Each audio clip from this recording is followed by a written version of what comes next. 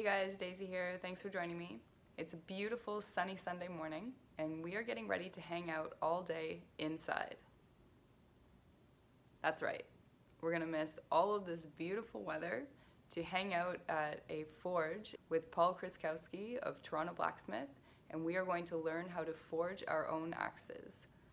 So Forge and Fire is one of my favorite shows and I'm super excited to get a chance to have this experience and learn this awesome skill. I'm ready to get going. I've got all my jeans, cotton gear on, and leather shoes. And yeah, we're gonna get to it. But first, some coffee.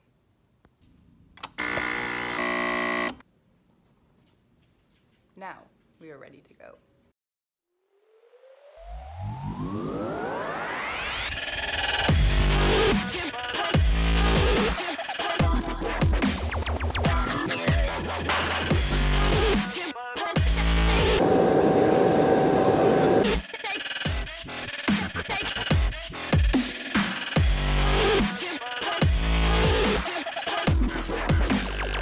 This is hard work.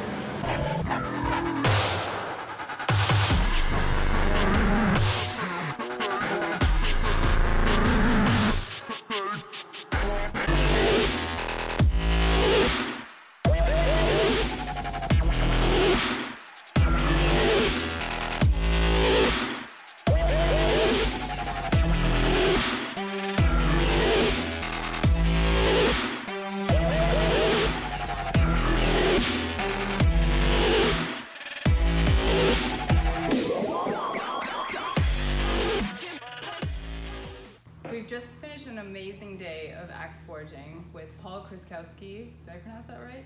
Sure. Yeah. Of Toronto Blacksmith. And yeah, I got a beautiful axe that he helped us forge in his forge. So yeah, I just wanted to ask Paul a couple questions and say thank you so much for such an amazing day. So what got you into blacksmithing? Well, I saw some videos on the internet when I was like, I don't know, 14, 15, one summer. I thought I'd try it out. And so by next summer I made myself a forge in the backyard and I was playing around. Awesome. Yeah. And doing the classes?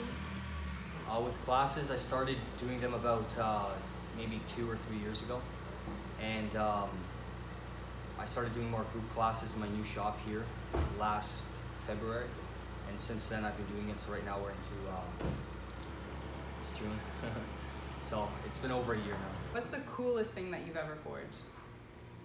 The most interesting thing I've ever made, it's, I don't know, it's kind of hard to say. I've done a lot of different things. There's a lot of different things I like, you know, kind of historical patterns, whatever. I have a few things I can maybe show after.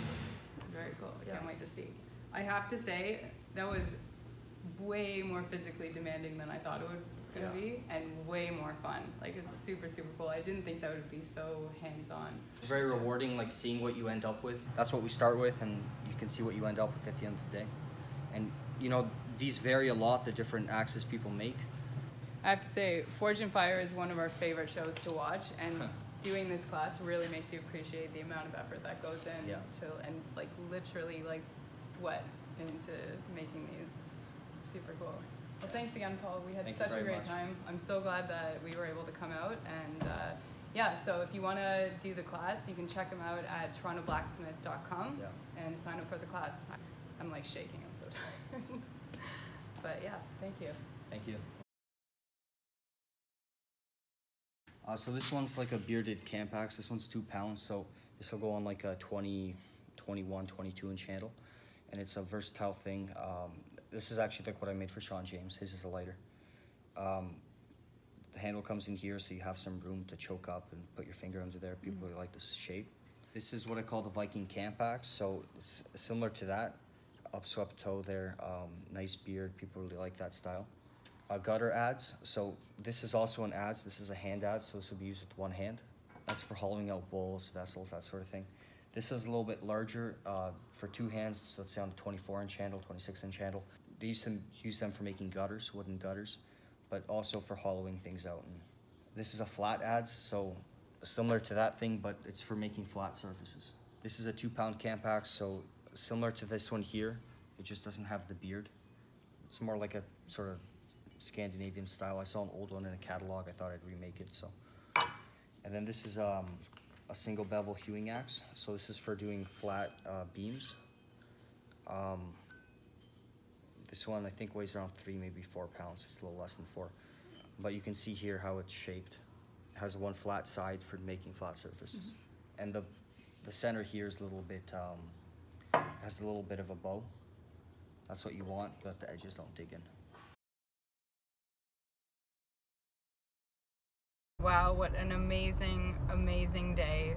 Paul is such a cool guy. I am so glad that we came out to do this.